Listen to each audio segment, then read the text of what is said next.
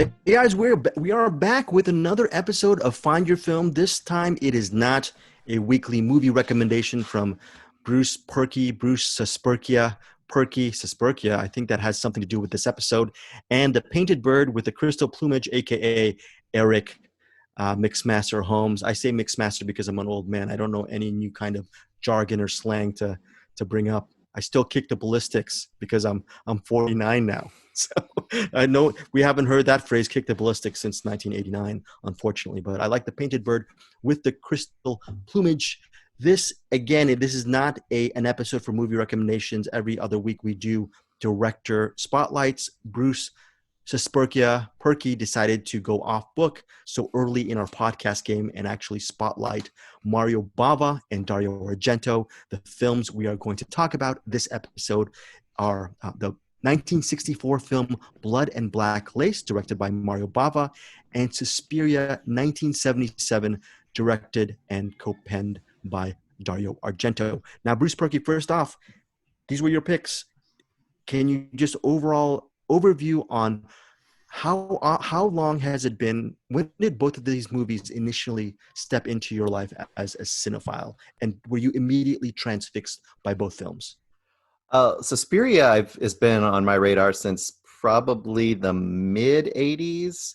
I remember hearing quite a bit about it, like about the time I started reading a lot of like Fangoria and Monster magazines and things. And I was well into horror at that point, but I hadn't really encountered Argento stuff at all. And that was just when VHS and videotapes were starting to really blow up, and you could actually start getting access to some more obscure movies sometimes. So Suspiria, I eventually saw right around that time. So I would say probably the mid 80s. Bava was about the same, but I hadn't seen Blood and Black Lace till actually just a few years ago. So that is a fairly recent of Bava's, although I had seen quite a few Bava before then. But when I saw it, it immediately struck me as probably one of the biggest direct influences on Argento, and especially the look and the feel of Suspiria. I felt like it was very much a huge influence on Suspiria.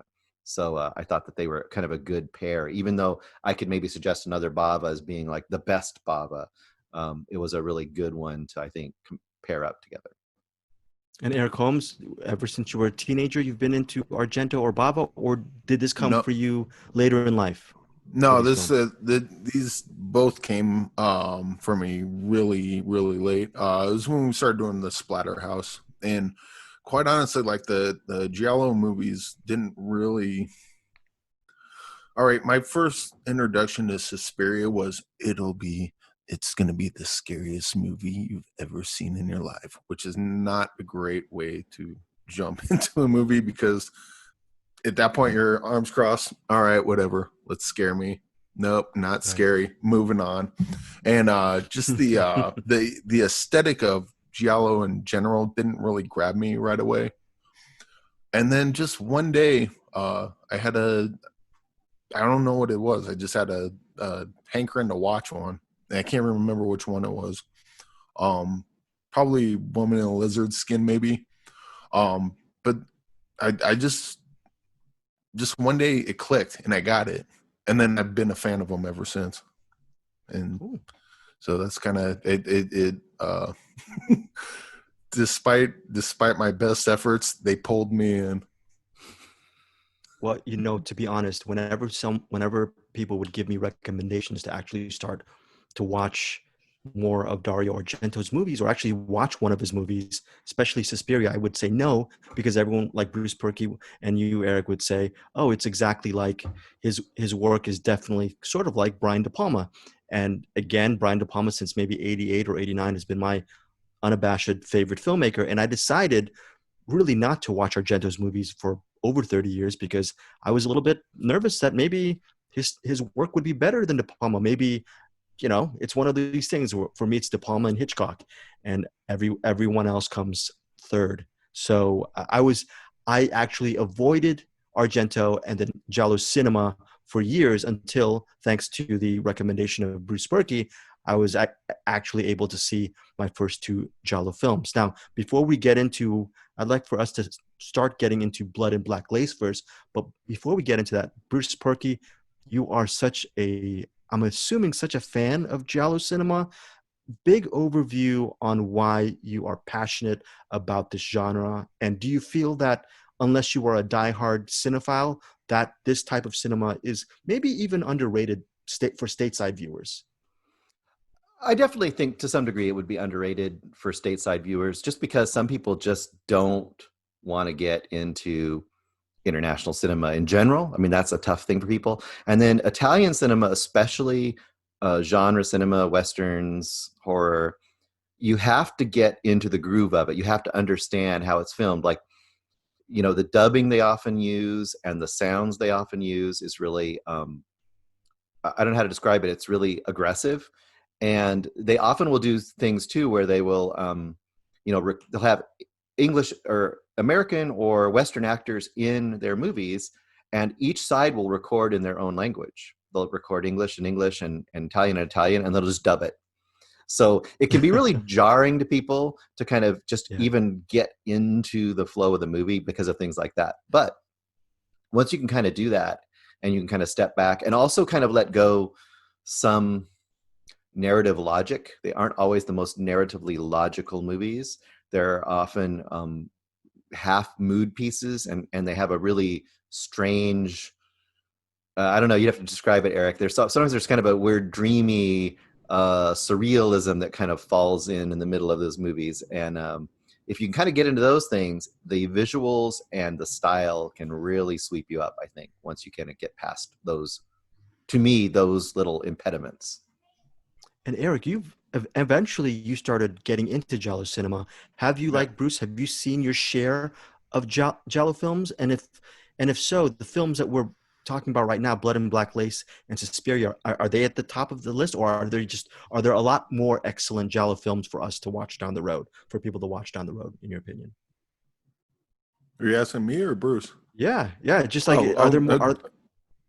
In general, do you think there's a lot more giallo movies out there other than these two films? I mean, these two films how high are they as far as the top of the list of giallo movies? I mean, Blood and Black Lace is, it's pretty much a straight, there's not a lot of supernatural or weirdness in it, which that's what I really like in a lot of the giallo movies. But what Blood and Black Lace has that I like, and that Dario Argento does well, is the movie looks fantastic. It looks like I could see Nicholas Winding Refn make that movie today, and the two would look almost identical. So what it lacks in the what do you call it? Like what it lacks in supernatural, it makes up for in visuals, and sometimes you have giallo where it'll like the House with the Laughing Windows. The visuals aren't as striking as Mario Bava. In fact, I would argue that no one has visuals as striking as Mario Bava. But the House with the Laughing Windows, the visuals aren't that striking, but it's got the weirdness to kind of make up for it. And I wouldn't say they're the best. I would say they're good. They're both really good. It's just kind of I don't know how you would rate them. They're all really good. It's just they kind of got their own different flavors to it. It just depends on what giallo mood you're in, because there's not just one specific type. It kind of, as you get into them, you notice that they have a lot of similarities, but then they sort of diverge in certain areas as well. Yeah. Like some will be way more like straight up crime dramas, and some will be way more surrealistic. That's why these two kind of have two ends on it, where Suspiria is way more supernatural and less like crime drama, although it has that mystery element.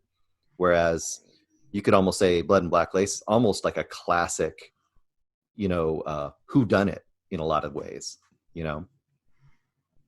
Well, here's the good news regarding Mario Bava.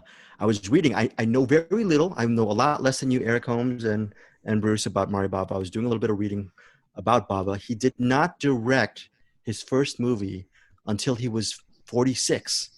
Yeah. So that means, me being only 39 and Bruce, you're just 41. We've got a lot of time to make our own movie. We're not old. Eric Holmes, I believe, is as he uses a hand creeping motion.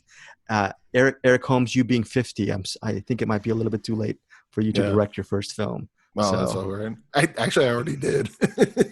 yeah. It wasn't Yeah. very good, but it wasn't very good. But it was called "Lick the Evil." It was about a penis that was a paper mache penis that went around killing people, and then it turned into a behind the scenes murder mystery. It was dumb. Is it available anywhere? Can you actually show us that video one of these days? I could probably dig it up if I could find it. It's not good. It's one of those things that we made it with some friends over a weekend. I was like, I got a camera. We're drunk. Let's make a movie. 2 days over the weekend, we came up with we're like, what are we gonna call it? Lick the Evil. What do we got? My friend Matt had a paper mache dick for like some rock show they played with Blood Cow. And we're like, well, we got a paper mache dick. What's the dick going to do? It's a master of disguise, and it's going to go around killing people. Perfect. Well, no matter what, it's going to be. I'm sure I tried. Bruce, did you ever direct a movie? You ever direct a short or anything like that? Yeah, there's a short I did back in 2012 called The Deepest Dream. Don't ever watch that. That is probably one of the worst things that's ever committed to anything. So that's I think like a 4 or 5 minute train ride to hell. But the good thing is Blood and Black Lace was not a train ride to hell, because Mario Bava, what I was reading, his father was a cinematographer. So Bava actually learned the ropes in many fashions. He didn't start directing until he was 46, but until then he was DPing or learning on the job thanks to his father. And you can tell with Blood and Black Lace that visual style is not forced. It's absolutely evident. Very quick plot summary, and then we're going to get into you, Bruce's. Right from IMDb, a masked, shadowy killer brutally murders the models of a scandalous fashion house in Rome. That's all you need to know. There's a killer, yet he or she, whoever that killer is, looks sort of like Rorschach from Watchmen without all the weird dots Sort on it. of. It's a lot sort like of, yeah, Rorschach. sort of, right.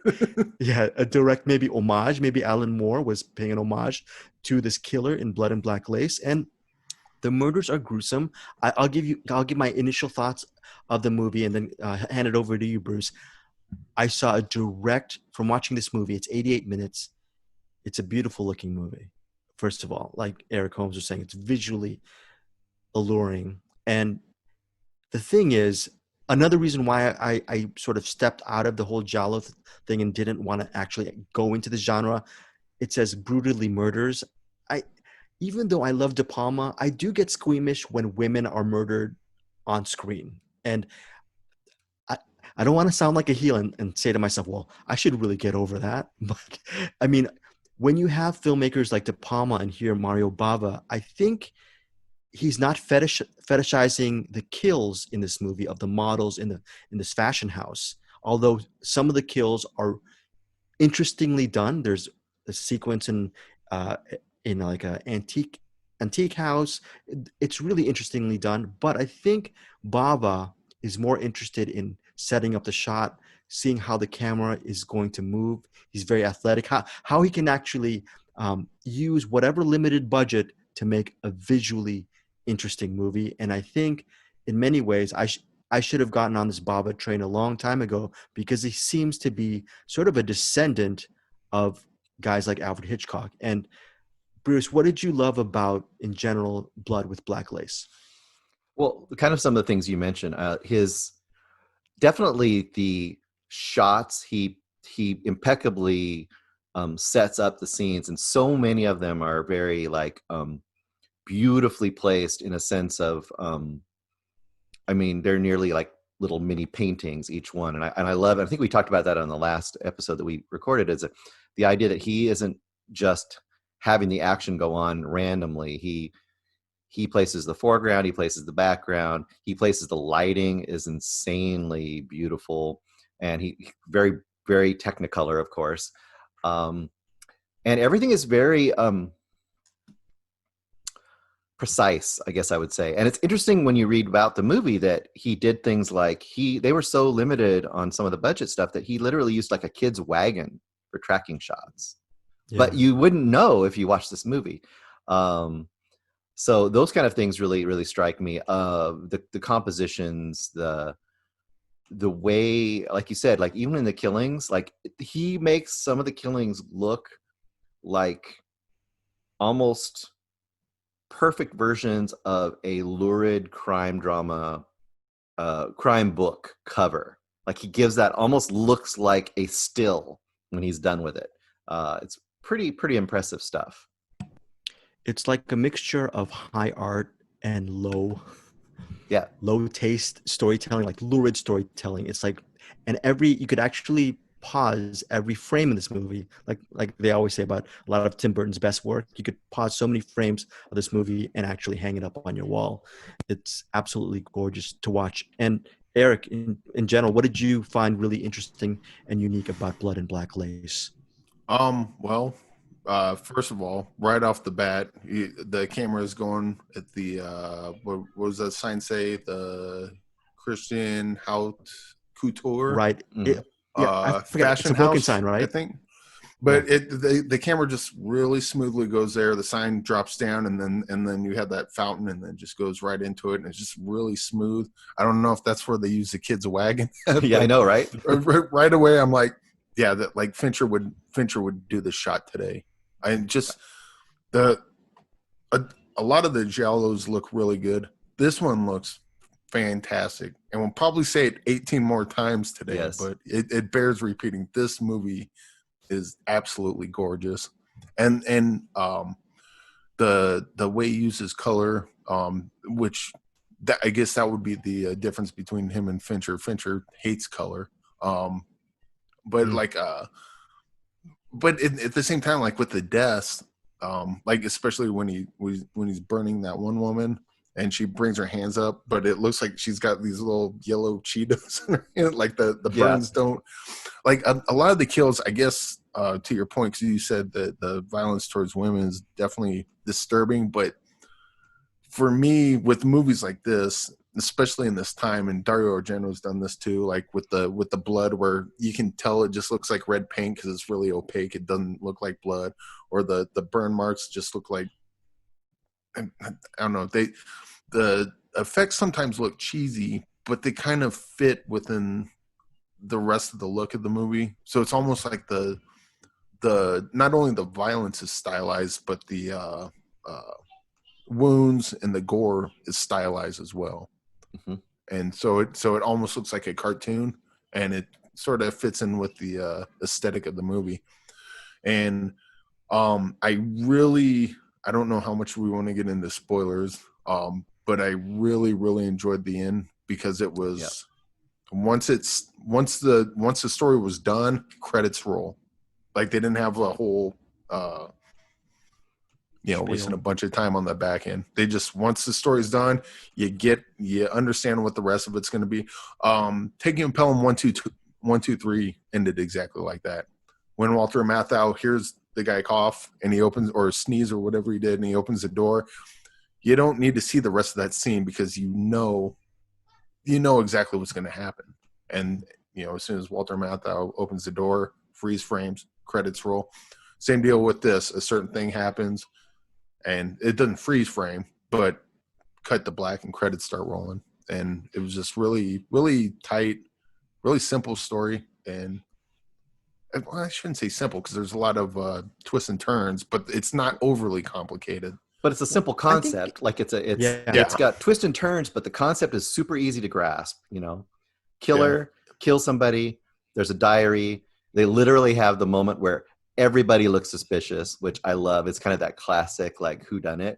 Like, there's something in this diary that's going to implicate somebody, and they literally go around and shoot everybody, like, leaving a look like, is it me? Was that me? Well, I want to know about that diary. So they all have something, to go. And to your point, the reverse of what you said about the ending credits, I want to just acknowledge how awesome the opening credits are, where you have these like tableaus, and it introduces each character in this like impeccably shot, like almost like moment with their, with the little dummies and the color and everything. It not only kind of, it introduces your characters in such a unique and stylized way. It immediately gives you like the tone of the movie. This is a very high concept and not realistic kind of a thing you're going to go into. And it's funny that for American release, they actually got rid of that opening credit sequence, which is really sad. Can you imagine? Because that opening, I don't know what you guys think, but I love that opening credit sequence. That just sets the tone, as well as what you said, that very first shot of the wind blowing and the sign and that push in is just amazing as well. Yeah, I just think this is a fantastic film. Also, the acting in this movie is pretty well. It's dubbed, so it's wooden. The acting is wooden. Let's face it. But we were talking about this movie called Spree. Bruce, you liked it the least. Eric, you kind of liked the movie. You gave it sort of a thumbs up. I enjoyed it a little bit more than you, but I think we all agree that in Spree, you have different vignettes of people going into this car of the driver. These little vignettes where the characters in the car have a chance to shine for about 5 to 7 minutes. And one of my complaints was those characters really weren't memorable. They weren't well written. They weren't well executed. The kills in this movie, the models who are offed, and it's not a spoiler because this is the whole construct of the movie. Right. Each chapter of these women meeting their ultimate demise, they're all distinct. They have a different motive. They help further the plot. I mean, as much as cheesy and as wooden as some of the acting is, I actually was invested in each little segment before the ultimate kill. And right.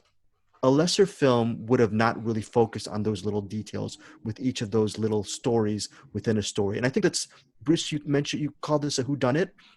I thought the whodunit aspect of Blood and Black Lace is also a little bit underrated because we're always looking at how beautiful the movie is. I was thankful that the actual story of it actually kept me invested all the way through the end with a really cool reveal, which maybe we'll talk about towards the end of the episode, Eric. So very good.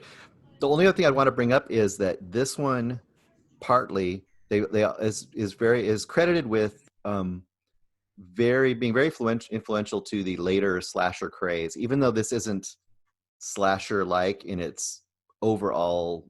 It's more of a whodunit, like we talked about. It's more of a satisfying mystery. At the time, it was pretty much panned for being very kill count, like kind of a movie, like, because definitely it is like a highlight and an event kill all the way through. Each one is a different location and a different style, and it's kind of keeping you interested in that aspect. And that was something that is very much credited later on in the slasher craze, and even more so Bava's later movie is called Bay of Blood, also known as Twitch of the Death Nerve, is literally robbed almost kill for kill by Friday the 13th Part 2.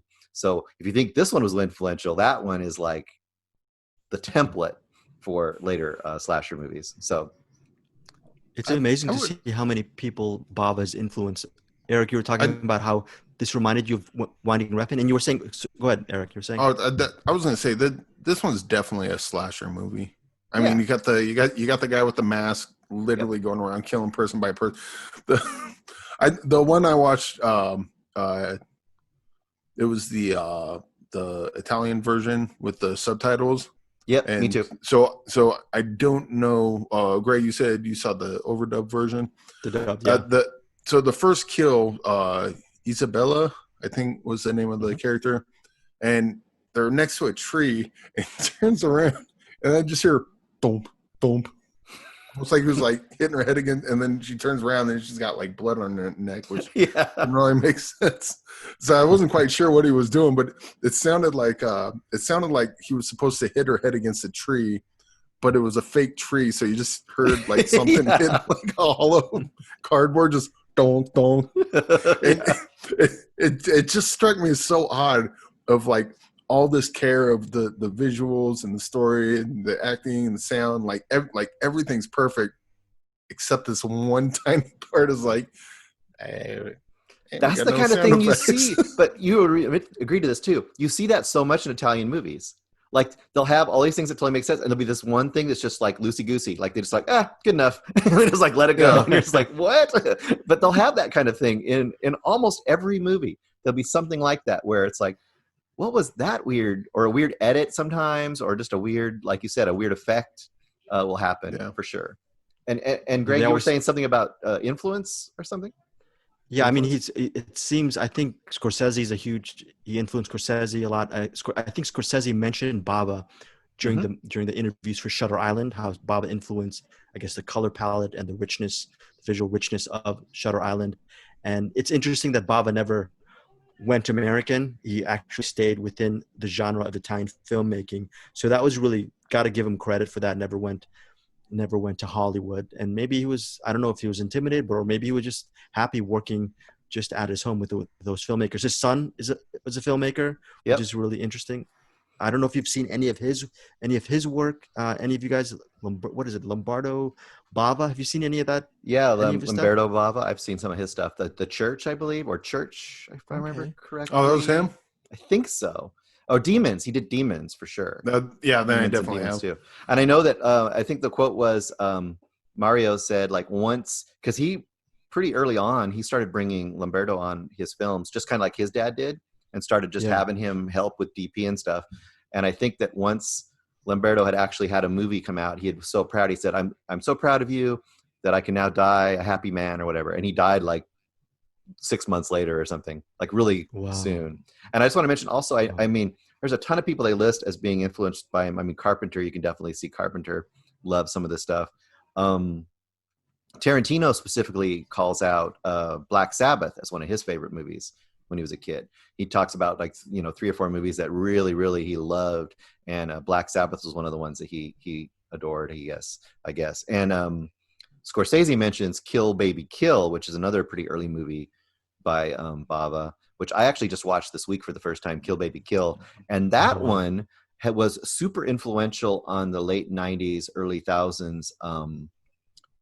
J horror movement because it involves like a killer girl with long hair and a lot of spooky stuff with a little kind of ghostly girl. So they said that that was a big influence for J horror. So it's pretty Yeah. cool. He's influenced a ton of people, but Dante still is kind of pretty goes under the radar. big So fan Yeah. as well.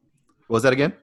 That I was gonna say, Joe Dante is definitely a big fan of the Bava as well. Oh yeah, And, Yeah. and also like that comes through in his movies too, because like that a lot of them are really like bright colors and oh yeah, really fun looking. And Yeah. you got this fun looking set. Like you take a pic, take a screenshot, and it just looks all colorful and pretty. But there's just horrible, horrible, horrible things going on, like within that. It's like, oh, this looks like movie candy. What's yep. this about? A man going around killing 6 women. It's called. I was even thinking, and you can mention this too. I was even thinking when I was watching the scene. So there's the scene that leads into the antique place, right? And there's the killing in there. And when they park Right. outside, and there's the lighting of the signs and everything, and I swear it looked almost as good as oh my gosh, my brain's gonna lose it here. The musical that we love, with Oh, Deneuve. Umbrellas of Cherbourg. The Yeah, Umbrellas of it Cherbourg. Yeah. almost looked like some of the street scenes in Yeah. Umbrellas of Cherbourg. And I'm saying, like, here is this, quote, trashy horror movie by this Italian director, and it's almost that beautiful. I mean, it's close, I would Yeah. say. Yeah, it's just gorgeous to look at, and it's interesting with all the movies that are made today that we have to go back to a 1964 movie to say, wow, here's an example of a movie in color that looks absolutely gorgeous. Where we have all the tech today, and it just seems like, I'm not knocking digital filmmaking or where we are tech wise, but the colors that pop in Blood and Black Lace, and we're gonna get into Suspiria shortly. Just, it's hard to beat those movies as far Yep. as the overall look. I mean, you can't, no matter how good your camera is, $100 million budget on a movie, you put Blood and Black Lace and you put Suspiria up against a mega blockbuster, and you ask any person, like, which movie do you really think looks better? Yeah. I think a lot of people will go for these colors, Yep. for yeah, it's amazing. Oh, and one more final aside is, I was reading about Bava, and I don't know how many films he did this, but as a tribute to his father, he would bring his father's camera and shoot sequences from his movies from his Nice. dad's camera. And Hmm. I thought that was really, really awesome. And it's cool that like you were saying, his son is a filmmaker as well. So Blood and Black Lace, 1964. Folks, it is available now to stream on Amazon Prime Video. Now we are going to talk about the 1977 film Suspiria, directed and co-written by Dario Argento. It stars Jessica Harper. I believe she starred in a Brian De Palma film. What was that Brian De Palma film, guys, that she was in? Was it Raising Cain, or is it Obsession, or was it Dress to Kill, or was it a musical maybe? It might have been a musical. Eric Holmes, are you a fan of Phantom of the Paradise? Do you like Phantom of the Paradise? I'm trying to think of the last time I saw that. Wow. No, you're It's been a while. It's been a while. Well, eventually down the road, if we ever do a Brian De Palma episode, I think maybe Phantom of the Paradise will be one of our picks. But Suspiria, just very quickly, and we'll start off with you, Eric Holmes, about Suspiria, but it centers on this, I guess, this dancer played by Jessica Harper. What is her name? Susie Bannion. Susie Bannion. We meet her. It's a really rainy night, and she's in Germany. She decides she has to go to this prestigious German ballet academy in the dead of night. It's raining, and she's trying to get in the first night, and she's knocking on the door, and she's not let in. So what happens is she has to stay in the cab, and wait the night until the morning to actually enter. What happens is she sees a woman outside running past somewhere in the forest amidst the trees. That woman ends up murdered, and she starts wondering there might be something going on. So that is the main plot of Suspiria. She becomes part of this ballet academy, but she might suspect that there is something amiss within this academy with these dancers, and maybe more importantly, the instructors and the supervisors who run this ballet academy. And we can probably get into what these people are. Maybe I'm going to leave it up to you guys if you want to talk about what it is, because I think we all know what it is. Now, Eric Holmes, Suspiria, what are the biggest standouts of this movie for you? And I'm assuming this is a really highly rated film for you.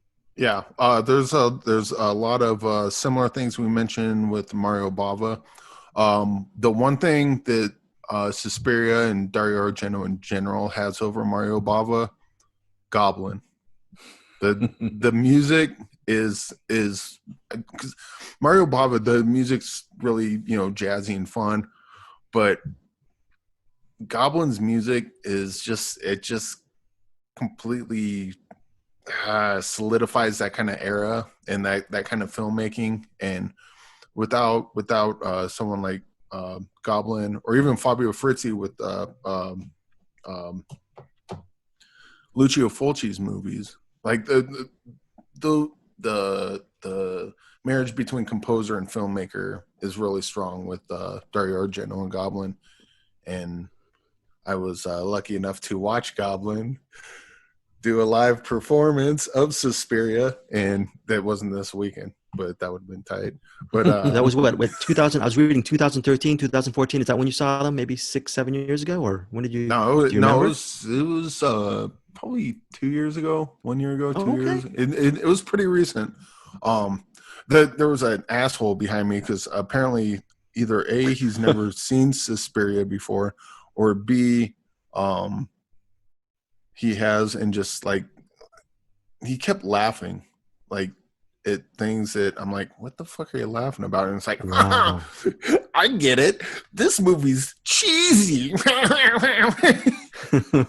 And I kept biting my teeth. I'm like, motherfucker, Goblin's on stage, you shithole. You shut the fuck up.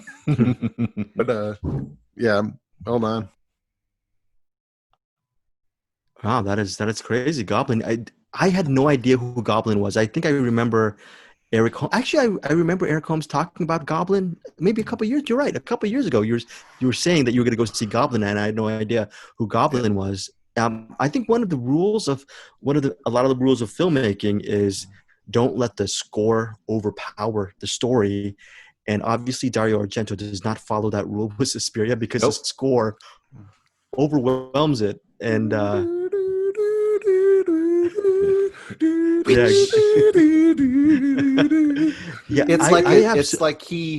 it actually makes kind of the weird dream insanity of it though heightened.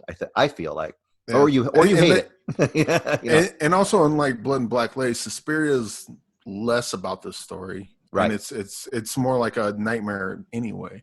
So right. to have that movie kind of play into the nightmare, it just kind of works out. So, I mean, really think about it. What's the exact story arc of her going into a room full of razor wire? Oh, I know, right? I always like watch that scene and go It's like, like, what the hell? hey guys, I can't get this rope cut. Where's your razor wire? Oh, it's right up there. I've got a whole room Gotcha. full of it back there. Let's go. Yeah, it's this movie. The story is very, very. Yeah, there is really not too much of a story. It's about Susie Bannion uncovering what is maybe the supernatural forces at play in this academy, and everything seems very weird. It feels this movie to me was a 99-minute fever dream, and Yes. Yeah. I get that with David Lynch and maybe a couple of other things, but this movie, it's just so overwhelming with the score, the lighting, the the Baroque acting, just the compositions. Everything is deliciously over the top, meaning it's deliciously cinematic. It's Yeah. just it's like if you're a diehard cinephile, it's it's essentially like eating a cake and then having a brownie and then having a milkshake. It's Yes. just having a big diabetic sugar rush, and but at the end of it, you don't throw up. And that's Right. what I thought was interesting. And Bruce, so this okay, so you've been big fan of this movie for years. Has this Yes. movie as you've matured as a watcher and in your taste, has this movie even increased in your overall love for the film? Yeah, I still love this movie a lot. I mean, I can see the flaws. I can see the plot elements. I can see the room of razor wire makes no sense. I can see some pretty sketchy acting. I can see some, a few effects that aren't great. That doesn't really look like a real dog there biting its throat, but that's okay. But all the things you're talking about are so good, and they're so bonkers. And the fact that he got them all into one movie together is just what I love. I mean, that first 15 minutes is amazing filmmaking on any level. Whatever you say, it's amazing filmmaking. And I just wanted to go back really quick and talk about the score. And we talked earlier about the kind of the fairy tale aspect of Once Upon a Time in America, or Once Upon a Time, I'm sorry, in Hollywood. And Yeah. I just want to talk about how he does that with the score, and the opening shots of this movie is so it's not even subtle, but it's so beautiful. And there's just this Yeah. this this early shot. First of all, there's the voiceover at the beginning talking about it, which is hilarious. Like Susie Bannion, a student, blah blah blah. It's almost like the beginning of Texas Chainsaw Massacre. So I love that aspect because it's right off the bat. It's kind of like fairy tale, right? But what really gives you that tone is as she's walking towards the sliding doors of the airport. Every time they open, the music comes in, and every time they close, it stops. And they open, and it starts again. And it's just telling you in such a simple way, hey, this music's going to tell you you're in a different world now. And the minute she steps out of that airport onto the street, and the wind's blowing and the colors start and all that stuff's going on, and she gets in the taxi, you're in the world. And from there on, it's like you're off. And I still, every time I watch it, I love it all the way through that first opening kill. His camera movements compared to Bava, that's the one thing. Colors palette, I would say, you can really see the direct influence, but camera Sure. movements, Argento loves to let that camera go and roam and do weird things, and just weird little things. Like, so we talked about the kills, and we'll get into more stuff, but the fact that you have a big kill happening, and he's not content with you just showing someone getting stabbed in the chest. He's going to show you the heart that's beating, and then the knife going into the heart. Like, those kind of Yes. elements are like, wow, he's taking it to the next level. Yeah, I was I was very impressed with this movie. I was also impressed that it's Jessica Harper. It's one of her best known films. It's not her best known film, but again, like Blood and Black Lace with Bava's film, she's a part of the movie, and she's a huge part of the movie towards the final act. But there is some cheesy acting in this movie again, but Yeah. there are so many people in this film. Even the kills, the people, some of the women who are killed, you get to go on a little bit of a journey with them as well. So it's just not the Jessica Harper getting scared in this beautiful big house gothic, this sort of big gothic house kind of movie. This is a movie that actually opens up the playbook, and you get to really see the world through the eyes of the other dancers.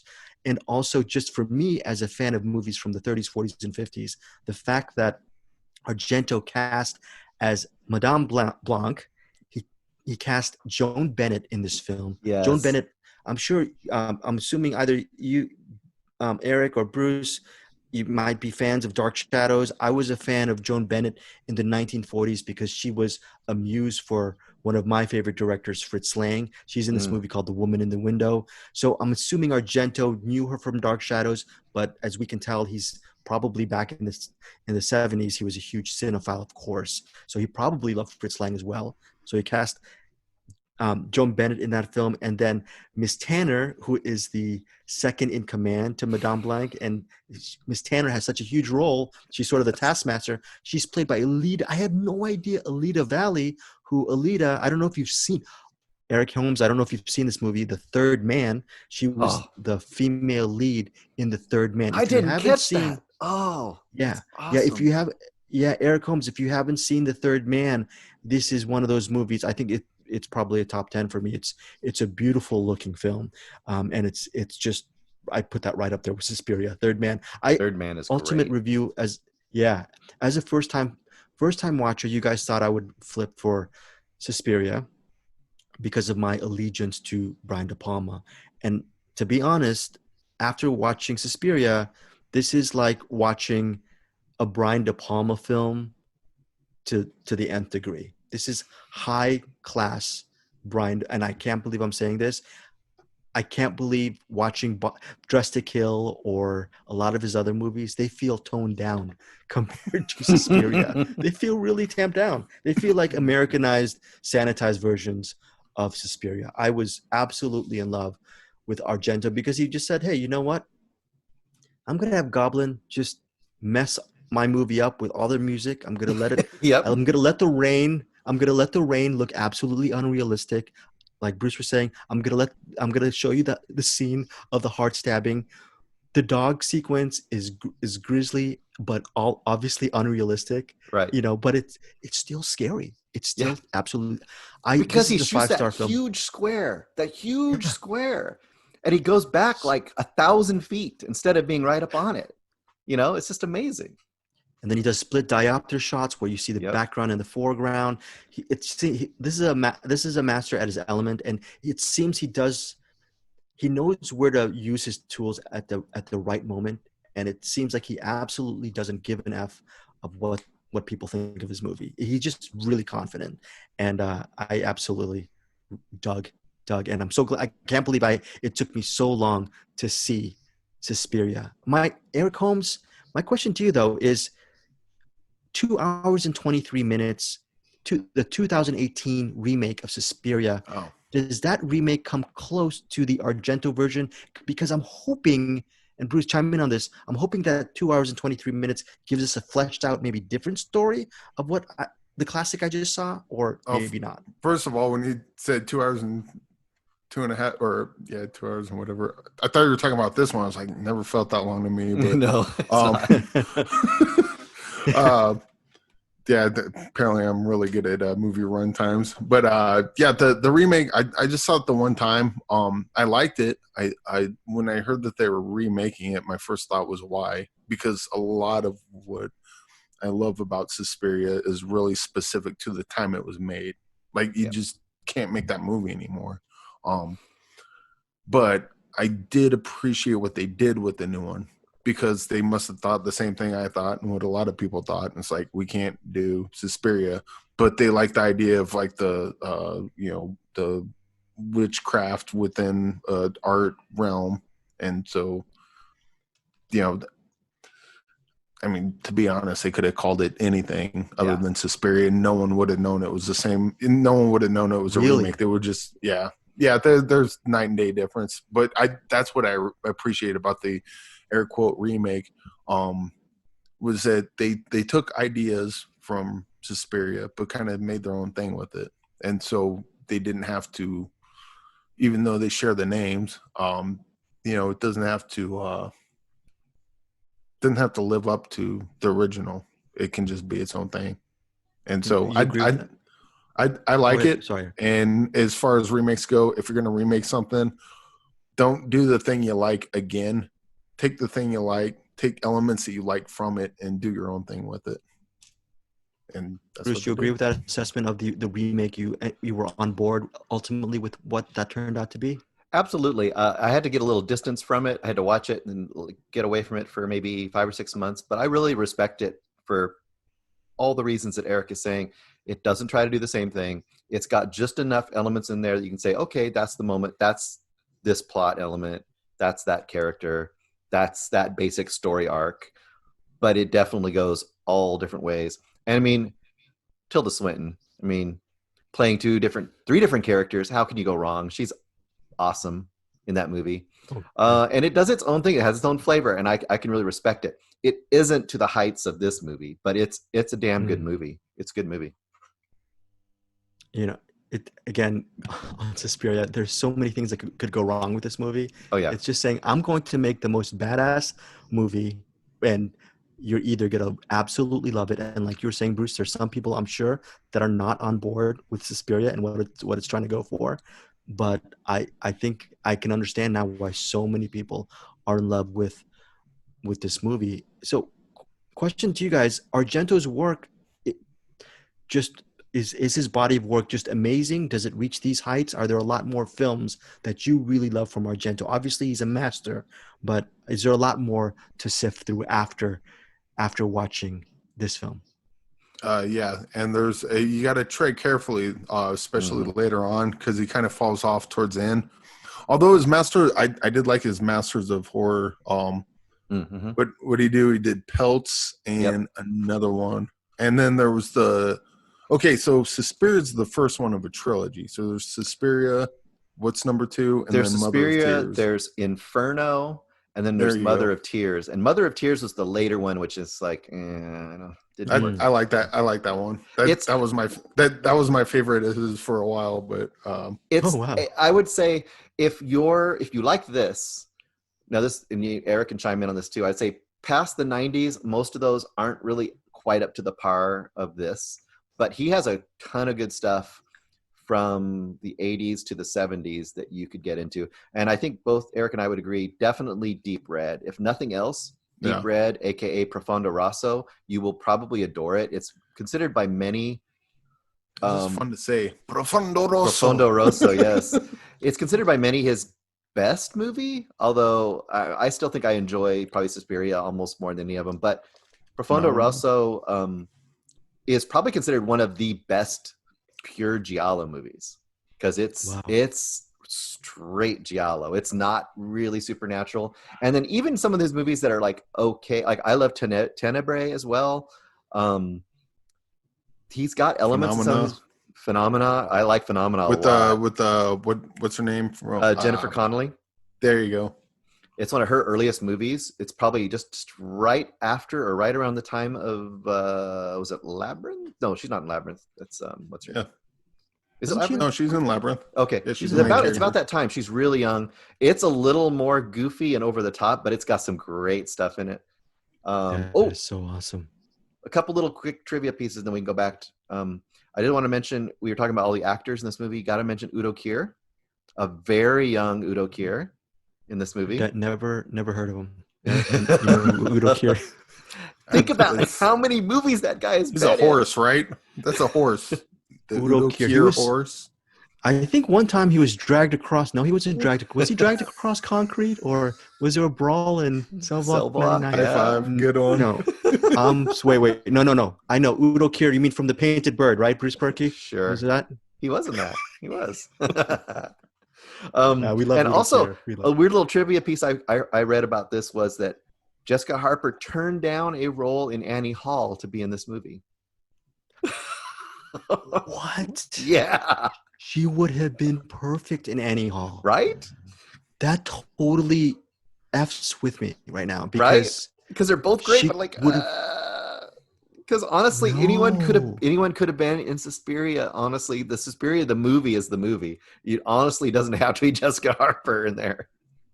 We all love Jessica Harper. I mean, she was great in Phantom of the Paradise and great in this, but that's for people like us. And can you imagine with I'm thinking, wow, What then would her Jessica career have Harper would have done? done. Yeah. Yeah, she would have done Looking for Mr. Goodbar. She would have done. I'm thinking of all the Diane Keaton movies after Annie Hall that she would have done. Oh, that's amazing. But I'm sure she's very proud of Suspiria. How can you not be with this film? Oh yeah, So she's forever iconic, if not for no other reason. And one other thing I want to bring up, and this is just for movie fans, I feel like this is a thing that I haven't necessarily read as a thing, but I think it is. So there's a scene in this movie where her and her friend are talking about what's going on, and they're in the pool, and it's dark, yes, and it's all lit up, and it's really cool looking, like the pool kind of at night, but not at night.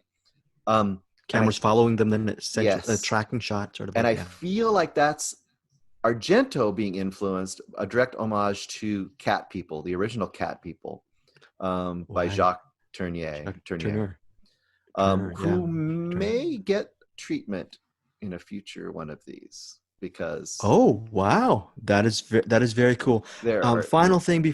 Go ahead, you're Oh, good. sorry, You're Bruce. good. Final question to you guys before we're out of here. Is there something that today's filmmakers can learn ultimately? What do you think people can learn from the works of Bava and Argento in general as it comes to cinema? Not just from a fan perspective, but what can directors or storytellers learn from how they approach movies?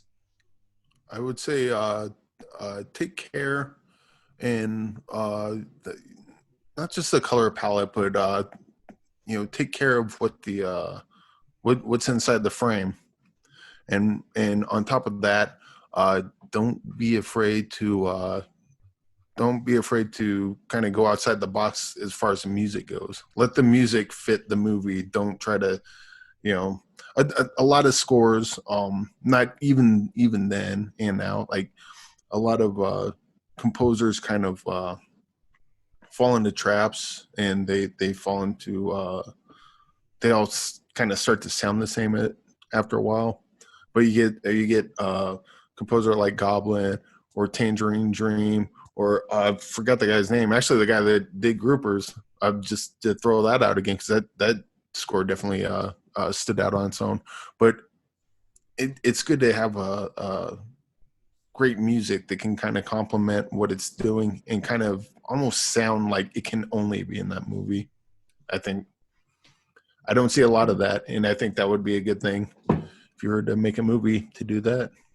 I would add in Neil Young's score for Dead Man as being another example of that, or some of the music in Ghost Dog. Jarmusch is pretty good about doing that with his movies, I think, too. Yeah. Yeah, well, I mean, Bruce, final thoughts on Bava and Argento, and I before would we're exactly agree with Eric. I would add, composition. You can use your composition to not only make the movie beautiful, but to help tell your story. It's more interesting. It's just an element that you can use it. If you don't use it, you're just leaving one of your tools out of the box. And also, I would add, because I agree with the music and all that, I would add, you don't have to use realistic lighting. I remember I remember early on, like when we were talking about in movie classes or whatever, and sometimes people would say like, well, how can you explain that light from the dashboard in that night shot? That's not realistic. And it's like, lighting can be artistic as well as realistic. And these movies, yeah. if anything, these movies are like huge glaring examples of that. But that is something that could be used a lot more. And I feel like those guys that came right out of the edge of the black and white era, because lighting was so important, because lighting had to do so much with shading and Yeah. to paint your scenes with light. These guys still had that, and actually De Palma had that as well, a lot. I don't think you see that necessarily as much now. The story and the action or tell the story, as opposed to letting lighting be part of that story as well. So I would also add I just thought of this as you were saying that, and then I forgot it immediately. Damn it. Well, I'll tell you. Just I had this maybe. great. Well, maybe you might Oh, remember. Oh, I, go ahead. I remember now. Now this doesn't really apply so much with the Blood and Black Lace because that's a pretty straightforward story. But Suspiria, I mean, it's a classic. It's definitely a classic within the horror genre. And you talk about like screenwriting, that doesn't follow three-act structure. It doesn't follow typical dialogue patterns. It doesn't follow a lot of rules. It's almost like Dario Argento ate like a whole sleeve of acid and then just typed whatever came out of his head. But it's cool. Like sometimes you just gotta try things and go for it. And maybe it turns out shit, but maybe sometimes it turns out like Suspiria, and you watch it and you're like, I don't know what the fuck that was, but I want to watch it again. Yep. Take chances. I remember maybe about a year and a half ago, I interviewed Edward Zwick for a movie. I forgot the name of the movie, but he was saying that one of his staples behind his movies is you can't tell that he's shooting it. He just likes to tell the story. And all respect to that. I understand. For a while, I used to say, well, maybe the director, he or she should really they should be invisible. You should not know it's that director shooting the movie. But after watching movies from Bava, Argento, my lifelong love for De Palma, sometimes I wonder, I think there should be a little bit more I don't mind style. I remember when we did the press junket, when I did the press junket for Panic Room, one of my good buddies, he's a cinephile like us, he was just complaining about how David Fincher showed off way too much in Panic Room. And I think at the time I just agreed with him, but really it's a stupid assessment because if you're doing a movie about a panic room and you're David Fincher, why not use every little trick in the book?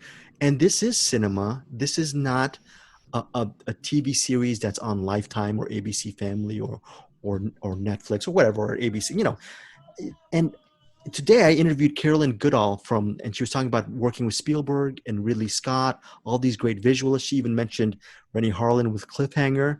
And after the 90s, she's had a long career and a really fruitful career in television, but she did a screenplay for this movie called The Bay of Silence. But towards the end of the interview, I could tell that no matter what, she always elaborated on the power of cinema. You have a 3-act structure, you watch it and you're done with it. And it's not gonna hate on television, but guys like Bava and Argento, you can get a self-contained world within 88 to 90 minutes and you don't have to waste 10 hours. And I think that's one of the great things about what we're trying to do with Find Your Film. Just we're getting to pick some really interesting movies for our listeners to hopefully watch one day or comment on. So yeah, you don't have to waste 10 hours, and more importantly, you don't have to wait for season 3 when it finally starts to get good. Just hang around to season 3, and I promise it's going to start getting good. Yeah. I mean, like, seriously, I've never heard anyone say that ever. No one ever said that. Look, television, I know it's great, but you waste so many hours doing it. Why not just nail down, watching 10 Argento movies will be worth more to me down the road than watching a TV series that everyone talks about every week. Exactly. So that's just the 10 hours, you get the one story in 10 hours. And a lot of times those can be fantastic. I mean, Breaking Bad is probably one of the best examples of that. But also, you figure how many 13-hour-long episodes per season, 7 seasons. Yeah. How many movies, how many different stories could you have had within that time? How many different stories, different genres, different takes, different styles? And don't get me wrong, I'm not saying Breaking Bad sucks by any stretch of the imagination, but the time spent watching that, you could be watching, complete stories and a bunch of them within that short amount of time. Yeah, and Eric, you might see 10 that are like only okay, but you might see 3 that change your life. And Exactly. that was worth it because you got to see that one movie that you never had seen before, and all of a sudden you're like, damn, I never saw that. And I always feel like I can't even see all the ones that I need to see. And I'm like, I haven't seen that yet, and I haven't seen that yet, and I haven't seen that yet. There's not even enough time to see all the movies I want to see. So That's so awesome. I'm so glad that I have two good movie buddies. Anderson counts too, but that we can do podcasts and talk about cinema. But our next episode for Find Your Film, we are going to be spotlighting this director that probably not too many people know about. His name is Joseph H. Lewis. He was a kind of like Bava. He had a very low budget in all of his movies, but there's a lot of interesting angles and shots and compositions that he did within his work. I'm so excited for both of you guys to see the movies we're spotlighting next week. I know one of them is The Big Combo, which I think you guys will really, really love. And I think the other one is So Dark the Night. I love both those movies. So that's it. Anything else you want to say? Oh, Bruce Perky, you have a movie YouTube channel, Rustomire. Have you been posting up any movie reviews that people can check out this week? Yeah, rustomire. On the last Find Your Film, we talked about 2 that I have up, and I have one for La Llorona on Shudder, and I have one for Spree, which is just coming out in a couple days. And I'm sure I'll have some more coming up this weekend, at least a couple a week usually. Eric Holmes, do you want to say anything else before leading us out? I do. Actually, I want to ask one thing, and this might be a stupid question, but what is a rustomire? Rustomire. Okay, you want to hear the? This is like a stupid Greg's thing. looking at me like, "Damn it, we were almost out of here." Well, we can say goodbye, and I can tell you afterwards if you want to. I want to hear it now, man. That's okay. Awesome. There used to be this, actually, this car salesman in the West Coast near where I used to live, and they. Wait. Hold on. I got it. Let's sign off. Then we'll record the explanation on what rustomire is. Okay. And if you listener want to hear what that is, you go to rustomire on YouTube. How about that? That sounds perfect. All right. Well, thanks everybody. This was awesome. I'm Super so tease. glad. I am so glad. I just want to say before we end this, I'm so glad, Greg, that you finally got to see these. I'm glad you liked them because you never know. Yeah. I mean, this is definitely like a taste that's not for everybody. But we felt that it might be something you'd really like, and I'm really glad you got to finally check them out. So, yeah. All right. And Eric Holmes, say goodbye. Bye.